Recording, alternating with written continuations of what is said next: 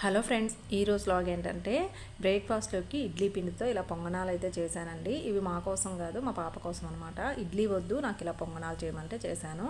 ఆమె కోసమే తీసుకున్నానండి. ఇది చిన్న చిన్నగా భలే వస్తాయన్నమాట. ఇది ఆలూ రైస్ కోసం అండి. మా పాప కోసం లంచ్ బాక్స్లోకి ఆలూ రైస్ అయితే చేశాను. ఎంత బిజీ టైంలోనే ఆకుకూరలు వచ్చి ఆకుకూరలమ్మ అంటుందన్నమాట. వెళ్ళి కొయ్యి తోటకూర, ముల్లంగి, పనగంటాకు కూడా ఫ్రెష్గా ఉంటే తీసుకున్నానండి. మా పాపకు చాలా ఇష్టం పనగంటాకు ఫ్రై అంటే. ఇంకా పిల్లలు స్కూల్కి వెళ్ళాకే కదా మనము పనులన్నీ ముగించుకొని దేవునికి అయితే పెడతాము. ఈరోజు ఫస్ట్ ఫ్రైడే కదా, శ్రావణ మాసంలో అమ్మవారికి నైవేద్యంగా సేమియా పాయసం చేశానండి.